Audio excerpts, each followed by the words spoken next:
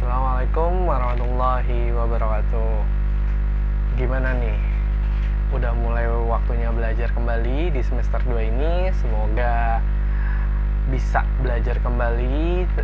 Untuk yang kemarin, yang nilainya masih di bawah KKM atau masih nilainya ada yang belum bagus, boleh dilengkapi kembali di semester 2 ini. Semoga nilainya dari matematika peminatan yang Pak ajarkan bisa lebih baik lagi. Semakin semangat dalam belajar di masa pandemi ini. Jangan lupa tetap mengikuti protokoler kesehatan. Semoga kalian dijauhkan dari mara bahaya dan dijauhkan dari coronavirus. Nah, untuk yang bisa dimulai dari yang sekarang adalah di semester 2 kita akan belajar ini. Semoga kalian bisa memperhatikan, simak video berikut ini. Huruf di atasnya diberi anak panah seperti ini.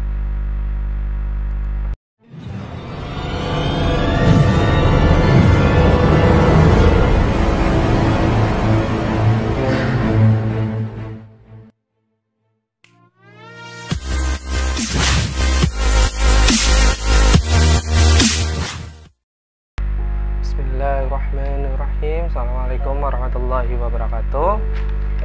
Jumpa lagi dengan Pak Ari. Kita akan mempelajari tentang vektor di semester 2 untuk kelas 10. Jadi kita perhatikan sama-sama pembelajaran materi vektor untuk pagi ini. Nah, vektor itu dibagi untuk pembelajaran hari ini, Pak Ari bagi dengan ada 4 kategori, yaitu kategori yang pertama yaitu pengertian vektor, kedua notasi penulisan vektor, ketiga vektor di ruang 2, dan vektor di ruang 3. Yang pertama, pengertian vektor. Vektor adalah besaran yang mempunyai besar dan arah. Jadi, kalau nanti ada besar dan arah, itu adalah dinamakan vektor. Seperti pelajaran yang ada di mata pelajaran fisika. Vektor, di sini besar vektor. Besar vektor itu artinya panjang vektor. Jadi nanti berapa panjang vektornya nanti bisa kita lihat. Arah vektor artinya sudut yang dibentuk dengan sumbu X positif dan disajikan dalam bentuk ruas garis yang berarah. Nah, penjelasannya berikut ini. Nah, gambar vektor yang pertama. Nah, gambarnya seperti ini, bisa diperhatikan dengan tanda warna merah dan garis yang berwarna hitam dengan sumbu X dan sebesar 45 derajat. Nah, ini balik dulu ke sini. Nah, ini AB atau dibacanya vektor AB, harus ada tanda panahnya seperti ini atau ada garisnya. A disebutnya pangkal, kalau seperti ini A disebutnya pangkal, B disebutnya adalah ujung. Berarti vektor AB adalah A-nya pangkal, B-nya ujung. Ujung itu yang ada tanda panahnya. Nah, ini disebut aja sembarang namanya vektor U. Itu. Nah, di sini cara menggambarkan vektor itu harus diberikan sebuah anak panah. Ada pangkal, ada ujung. Jadi kayak tadi yang Pak Ari bilang, ada pangkal, ada ujung. Nah, panjangnya tergantung seberapa panjangnya. Pada gambar di sini panjangnya ya mewakili beberapa panjang atau besarnya nilai dari vektor tersebut. Semakin panjang anak panahnya, semakin besar nilai atau harga vektor sebaliknya. Jadi itu arahnya untuk vektor. Nah, ini contoh. Ini ada nih di waktu SMP pernah belajar di mata pelajaran IPA. Atau bagiannya ini arah. Nah, jadi ini arahnya ke kanan sebanyak 5. Berarti kalau 10 berarti harus lebih panjang. Cuma bedanya kalau yang A ini arah ke kanan, yang B, gambar B ini arahnya ke kiri sebanyak 10. Jadi skalanya harus sama. Seperti ini. Nah, di sini notasi vektor ditulis ada 2 cara. Yang pertama dengan cara huruf besar atau satu huruf di atasnya diberi anak panah seperti ini.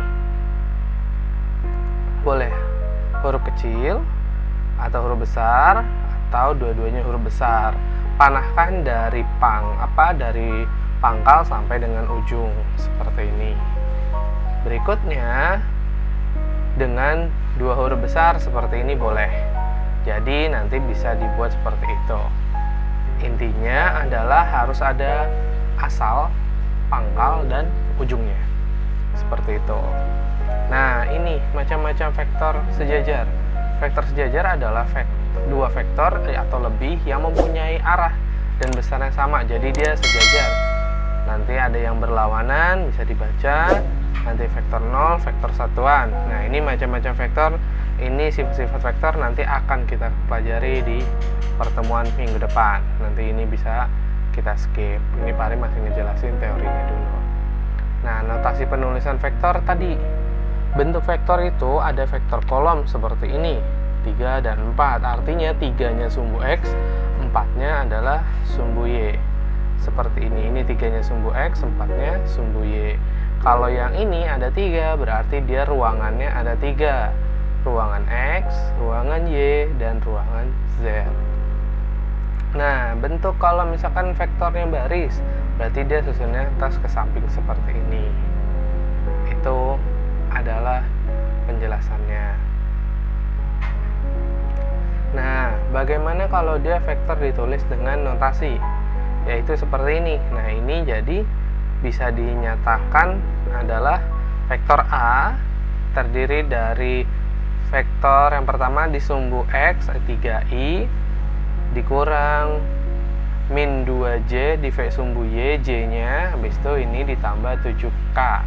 Berarti ini di ruang 3. Berarti kalau ada 3 gini itu kalimatnya ada di ruang 3. Semoga bisa dipahami. Nah, ini vektor di ruang 2. Vektor di ruang 2 adalah vektor yang terletak di satu bidang atau intinya hanya mempunyai nilai X dan nilai Y saja. Ini untuk keduanya. Nah, seperti ini vektor di ruang 2. Pertama ada di sumbu X yang nilainya P.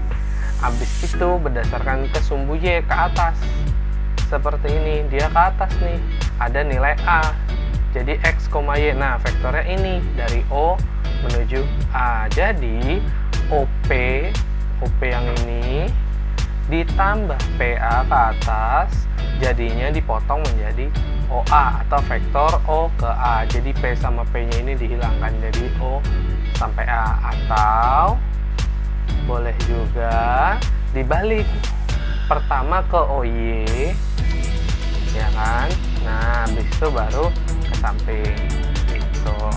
Atau disebut juga boleh nih OP ke sini sendiri, OY seni sendiri, atau OKI, OP sama OKI disatuin jadi OA. Jadi vektor itu bisa arahnya sama atau mengikuti gambarnya. Karena ini dua bidang. Jadi bidang itu ada I sebagai sumbu X, J sebagai sumbu Y. Jadi seperti ini. OP sumbu X, OKI sumbu Y. Jadi OA itu adalah sumbu X, XI ditambah sumbu Y sama J. Jadi ini hanya sebatas I dan J adalah simbol. Buat kalian yang masih baru mungkin agak bingung, diperhatikan secara perlahan. Nah, atau boleh disingkat seperti ini. Ini adalah vektor A yang dimana nilainya X didimensikan I dan Y sumbu Y didimensikan dengan nilai J. Dilanjut. Nah, bagaimana kalau vektor di ruang 3? Nah, vektor di ruang 3 terdiri dari ruang dimensi 3 atau komponennya X, Y, dan Z. Karena di ruang 3. Jadi, kalau di ruang 3 kita harus mempunyai 3 nilai X, Y, dan Z. Gimana nih gambarnya? Nah, seperti ini. Gambarnya kita punya sumbu dulu belajar di SMP, hanya belajar X dan Y. Nah, sekarang ada Z, berarti nanti digambarinnya ke bawah dulu berapa, ke kanan, baru nanti ke atas. Bisa dilihat dari penjelasan yang ini. Misalnya, koordinat titik T di ruang 3, X, Y, Z. Maka nilai OP adalah XI, OKI adalah YJ, dan OS adalah Z. Nah, kita lihat dalam bentuk gambarnya seperti ini. Nah, digambarkan seperti ini. Jadi titik T ini adalah nilai XYZ. Ini ada ukuran yang pertama OP-nya di sini, terus ditarik ke OKI-nya segini, terus diangkat sejauh S-nya di sini. Jadi nilainya akan menjadi seperti ini di ruang 3 dengan nilai vektor T yaitu X, Y, Z. Seperti ini. Nah, bagaimana kalau misalnya bentuknya seperti ini nih. OP yang ini. O ke P. Ini penjelasan yang tadi. O ke P ditambah PR. Ini sum vektor P ke R, PR.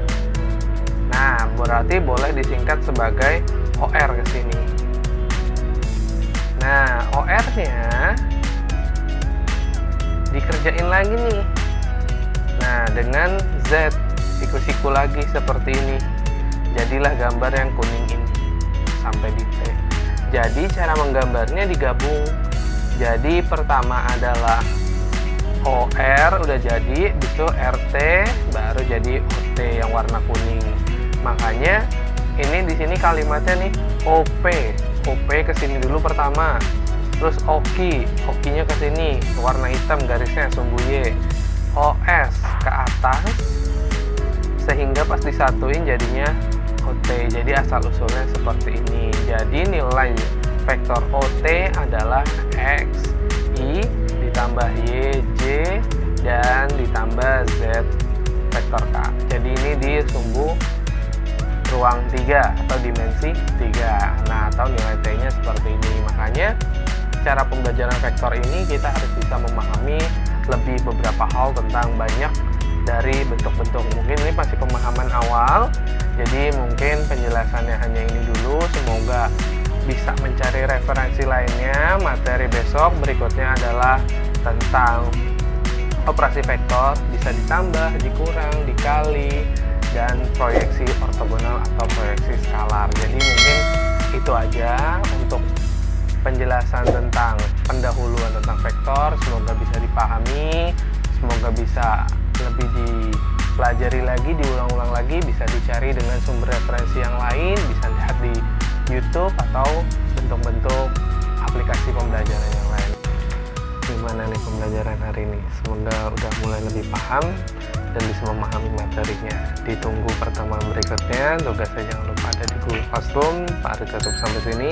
Akhirul kalam, wabillahi taufiq wal hidayah. Wassalamualaikum warahmatullahi wabarakatuh.